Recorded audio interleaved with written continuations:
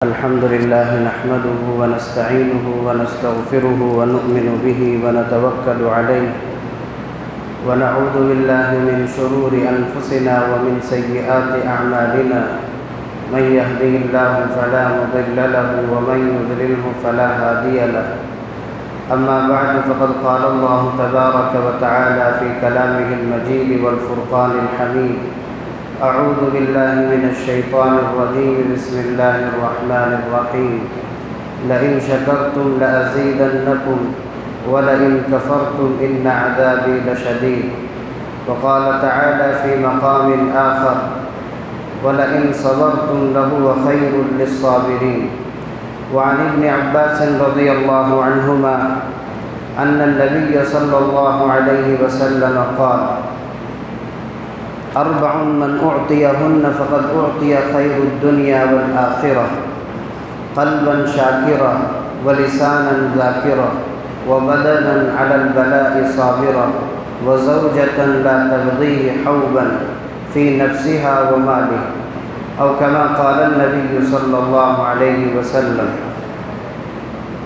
حاضرین محترم، اللہ تبارک و تعالیٰ کا احسان ہے کہ اللہ تعالیٰ نے دوبارہ ہمیں مسجد اور جمعے میں اسی شان کے ساتھ آنے کی ہمیں توفیق عطا فرمائی ہے۔ یہ اللہ کا احسان ہے، اور اللہ نے جو ہمیں توفیق دی ہے کہ کچھ دیر بیٹھ کر کے اللہ تبارک و تعالیٰ کے دین کی باتیں ہم سنیں، یہ بھی اس کا احسان ہے کہ اس نے یہ موقع ہمیں فراہم فرمایا ہے۔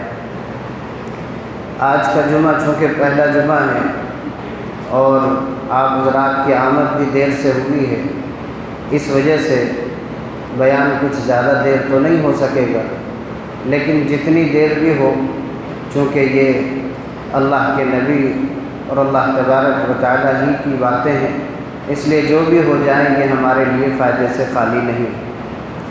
میں نے آپ کے سامنے خطبے میں ایک آیت پڑھی ہے جس میں اللہ تعالیٰ نے ارشاد فرمایا کہ لئن شکرتم لأزیدنکم، اگر تم شکر کرو گے تو اللہ تعالیٰ اضافہ فرمائیں گے، ولئن کفرتم، اور اگر تم ناشکری کرو گے، اگر تم انکار کرو گے، ان عذابی لشدید، تو میرا عذاب، میری پکڑ سخت ہے۔ یعنی اللہ تعالیٰ نے ہر حال میں اللہ کا شکر ادا کرنے کا حکم فرمایا ہے کہ حالات جیسے بھی ہوں، جتنی بھی تکلیفیں ہوں، جتنی بھی پریشانیاں ہوں، ہر حال میں صبر بھی کرنا ہے، اور اگر کچھ اچھی حالت ہے تو شکر بھی کرنا ہے۔ تو اللہ تعالیٰ نے یہ نظام فرمایا۔ اور ایک اور آیت کا حصہ میں نے پڑھا، وَلَئِن صَبَرْتُمْ لَهُوَ خَيْرٌ لِلصَّابِرِينَ، فرمایا اگر تم نے صبر کیا تو یہ صبر کرنے والوں کے لیے بہتر ہے۔ یعنی شکر بھی بہتر ہے اور صبر بھی بہتر ہے۔ جب موقع شکر کا ہو تو شکر سے آدمی کو دور نہ رہنا چاہیے، اور اگر موقع صبر کا ہو تو صبر کے دامن کو بھی تھامے رکھنا چاہیے۔ یہ نہیں کہ اللہ تعالیٰ سے ہم یہ شکایتیں کریں کہ اے اللہ یہ حالات کیسے ہیں، یہ پریشانیاں مجھ پر کیسی ہیں، یہ میرے گناہوں یا کیوں یہ سزائیں مجھے دی جا رہی ہیں۔ یہ ہم سب کو ظاہر ہے کہ ہمارے اعمال ہی کے نتیجے ہیں جو ہمارے اوپر مسائل کو لاتے ہیں، ورنہ اللہ تعالیٰ تو اپنے بندوں سے بے حد محبت فرماتے ہیں، بے حد اپنے بندوں پر رحم کرتے ہیں، تو وہ کیسے عذاب نازل کریں گے؟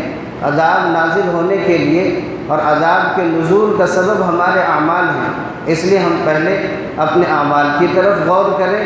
جب ہم اپنے اعمال پر توجہ دیں گے تو ظاہر ہے کہ حالات بالکل درست ہو جائیں گے، اور اللہ اسی حالات، اسی کیفیت پر ہمیں لوٹا دیں گے جو کیفیت ہم چاہتے ہیں۔ اس لیے ہم شکر بھی کریں اور صبر بھی کریں۔ یہ آیت کا مضمون ہے۔ حدیث پاک کے اندر نبی کریم صلی اللہ علیہ وسلم نے ارشاد فرمایا کہ 4 چیزیں ایسی ہیں کہ اگر کسی کو یہ چیزیں عطا کی گئی تو خیر من الدنیا والآخرہ، تو یہ دنیا اور آخرت سے بہتر ہے۔ فقد اوتی خیر الدنیا والآخرہ، تو دنیا اور آخرت کی بھلائی اسے مل گئی۔ 4 چیزیں جسے مل گئی، دنیا اور آخرت کی گویا بھلائی اسے مل گئی۔ اب ظاہر ہے کہ جن 4 چیزوں پر نبی کریم صلی اللہ علیہ وسلم ارشاد فرماتے ہیں کہ اس کو دنیا کی بھلائی بھی عطا کر دی گئی اور آخرت کی بھی بھلائی عطا کر دی گئی، تو انسان تو چاہتا ہے کہ اس کا دنیا میں بھی بھلا ہو اور آخرت میں بھی بھلا ہو۔ تو یہ 4 خصلتیں ایسی ہیں جو ہم اپنے اندر اگر پیدا کریں گے تو دنیا کی بھی بھلائی پائیں گے اور آخرت کی بھی بھلائی پائیں گے۔ نمبر 1 پر ہے قلباً شاکرا۔ نمبر 1 شکر کرنے والا دل۔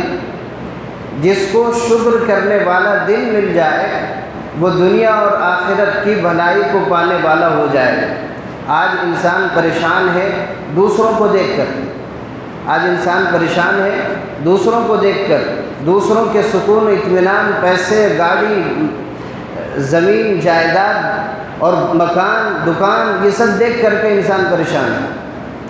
اسی پریشانی اور اسی لوگوں کی طرف نظر کی وجہ سے شکر کی توفیق نہیں ہوتی۔ شکر انسان کب کرتا ہے؟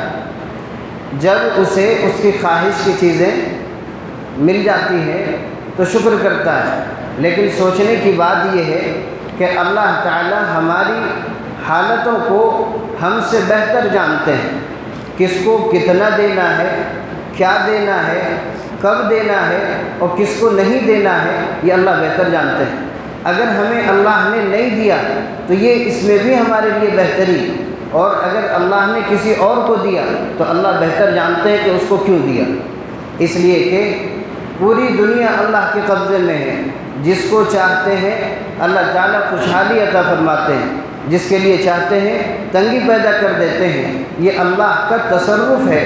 اگر ہم یہ کہیں کہ مجھ پر حالات کیوں ہیں تو ہم اللہ کے تصرف پر ہم گویا انکار اور نکیر کرتے ہیں کہ یہ کیوں میرے اوپر حالات ہیں۔ تو ہمیں اللہ تعالیٰ کا شکر ادا کرنا چاہیے اس طور پر کہ اللہ تعالیٰ نے اگر ہمیں مال و دولت نہیں عطا کیا ہے تو جسم تو صحیح سالم بنایا ہے، اللہ تعالیٰ نے ہماری آنکھوں کو تو صحیح سالم بنایا ہے، ہمارے ہاتھ پیر کو تو صحیح سالم بنایا ہے، ہمارے دلوں کو صحیح سالم بنایا ہے، جسم کے ہر عضو کو اللہ تعالیٰ نے تندرستی عطا کی ہے۔ اسی پر اگر ہم شکر کر دیں گے تو اللہ تعالیٰ مزید اضافہ فرمائے کہ لئن شکرتم لازیدنکم، اگر شکر کرو گے تو اضافہ کروں گا۔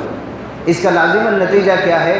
اگر ناشکری کرو گے تو میں گھٹا دوں گا۔ آج انسان کو کتنا بھی مل جائے، جتنا اسے ملتا ہے اس سے آگے کی ہوس اس کے اندر ہے، اسی ہوس کے نتیجے میں وہ شکر کبھی نہیں کرتا، اس کا دل شکر گزار نہیں ہوتا، اور جب شکر گزار دل نہیں ہوگا تو نہ دنیا کی بھلائی ملے گی نہ آخرت کی بھلائی۔ اسی لیے ہمیں سب سے پہلے اپنے دل کو شکر کرنے والا دل بنانا چاہیے۔ اگر ہمیں کسی نعمت کی ضرورت محسوس ہو رہی ہو اور وہ ہمارے پاس نہ ہو تب بھی ہم شکر ادا کریں کہ اللہ تعالیٰ نے جو دیا ہے وہ بہتر ہے، اللہ نے جو دیا ہے وہ بہتر ہے۔ انسان جب زندگی گزارتا ہے دنیا میں تو انسانوں کی مختلف کیفیتیں اور حالات ہیں، یعنی مال و دولت کے اعتبار سے ایک آدمی بہت اعلیٰ درجے کا ہے، اس سے نیچے درجے کا کوئی ہوتا ہے، کچھ اس سے نیچے درجے کا ہوتا ہے، یعنی شروع سے لے کر اخیر تک اگر آپ اندازہ کریں تو انسانوں کی کم از کم 50 حالتیں ہیں۔ کسی کو خوب ملا، کسی کو کچھ ملا، کسی کو کچھ ملا، کسی کو درمیانہ ملا، کسی کو اس سے کم ملا، کسی کو کچھ نہیں ملا۔ ایسے بھی لوگ ہیں، ایسے لوگوں کو آپ نے بارہا دیکھا ہوگا کہ جہاں چاہتے سو جاتے ہیں، فٹ پاتھ پہ بھی انہیں نیند آ جاتی ہے، اور ایسی جگہوں پر جہاں ہم سونے کو اپنے لیے خطرہ محسوس کرتے ہیں، روڈ کے کنارے سائڈ میں وہ لوگ بستر لگا کر کے آرام سے سو جاتے ہیں، ایسے بھی لوگ ہیں۔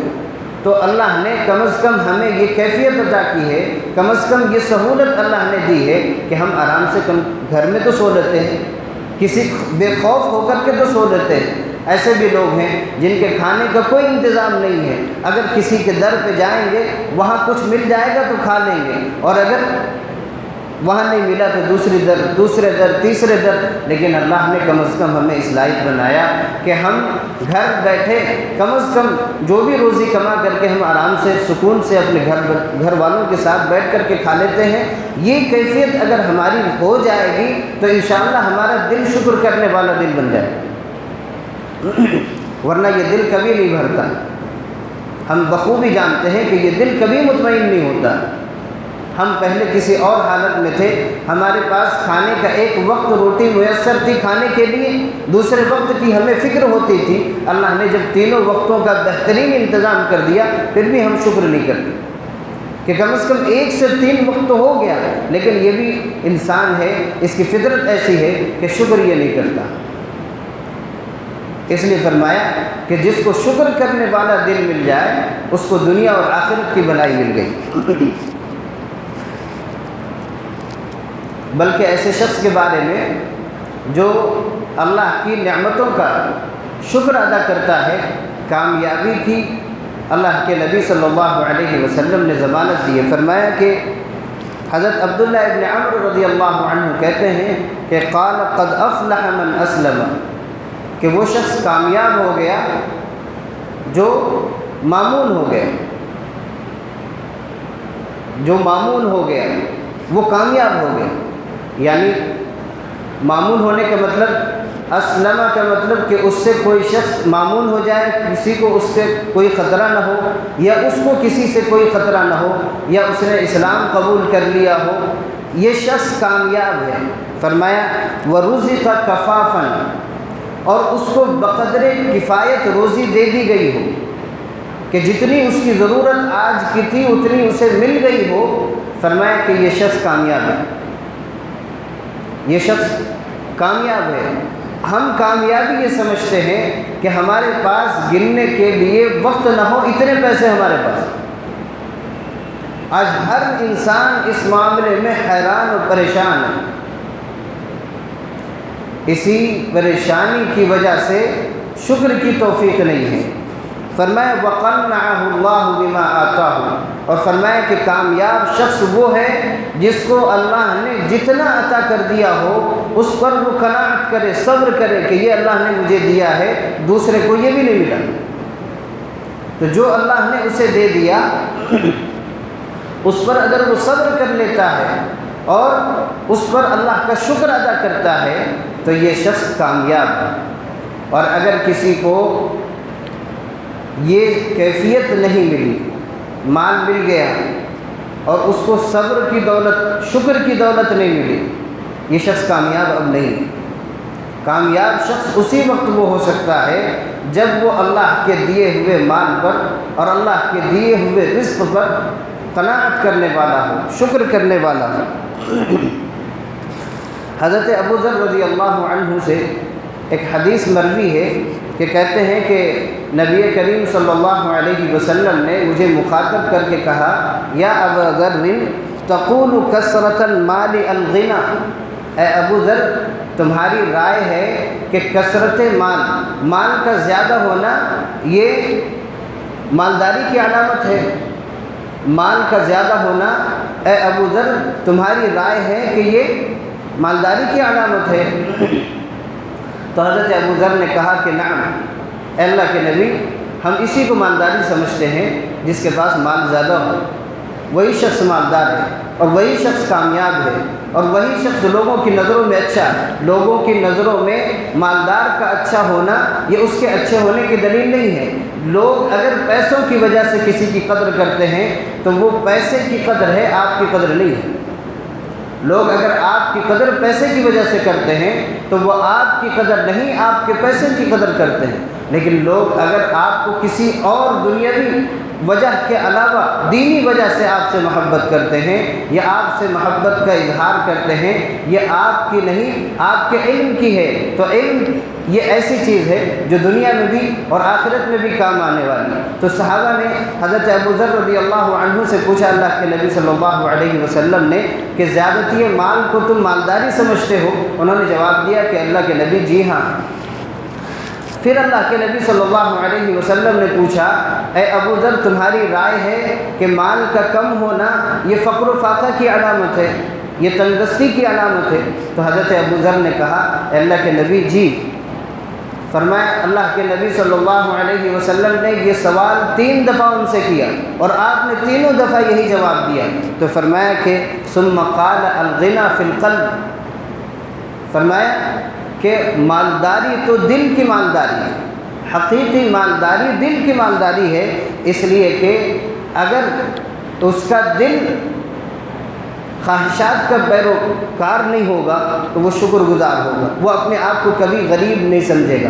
اصل تو دل کا مالدار ہونا ہے، مالدار ہونے سے کچھ نہیں ہوتا، اور اصل فقر یہ دل میں ہوتا ہے، یہ فقر دل میں ہوتا ہے اور مالداری بھی دل میں ہوتی ہے۔ اگر کسی نے یہ سوچ لیا کہ اللہ نے جتنا مجھے دینا ہے دنیا میں وہ مجھے مل کر کے رہے گا، یہ دل ہے، اگر یہ سوچ کسی کی پیدا ہو گئی ہے تو وہ حقیقت میں مالدار ہے، چاہے اس کے پاس ایک پیسہ نہ ہو، اور اگر کسی کے پاس لاکھوں روپے پڑے ہیں اور اس کو اگلے وقتوں کی فکر ہو، یہ غریب انسان ہے، اس کے پاس پیسہ ہو کر کے بھی یہ پریشان ہے۔ تو ہمیں سب سے پہلے یہ سوچنا ہے کہ ہمارا دل کون سا دل ہے، ہمارے دل میں حقیقی مالداری ہے یا عارضی مالداری جس کو ہم سمجھتے ہیں۔ اگر عارضی مالداری ہے تو یہ ہم سمجھیں کہ ہم فقیر ہیں، اور اگر اللہ نے مال نہیں دیا ہے اور دل کو وہ طاقت دی ہے کہ اللہ ضرور دے گا تو ہم حقیقت میں مالدار ہیں۔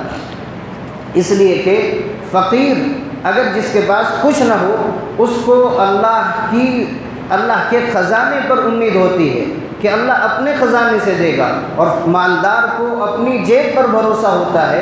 سوچ لیجئے کہ جس انسان کو اللہ نے مال دیا وہ اپنی جیب پر بھروسہ کر رہا ہے تو اس کی جیب تو ایک نہ ایک دن خالی ہوگی، لیکن اللہ کا خزانہ کبھی خالی ہونے والا نہیں ہے۔ اس لیے ہمیشہ ہمیں اللہ تبارک و تعالیٰ کی ذات پر بھروسہ ہونا چاہیے، وہ ذات جب مجھے ضرورت پڑے گی ضرور دیں گے، اگرچہ ہمارے پاس ابھی نہیں ہے۔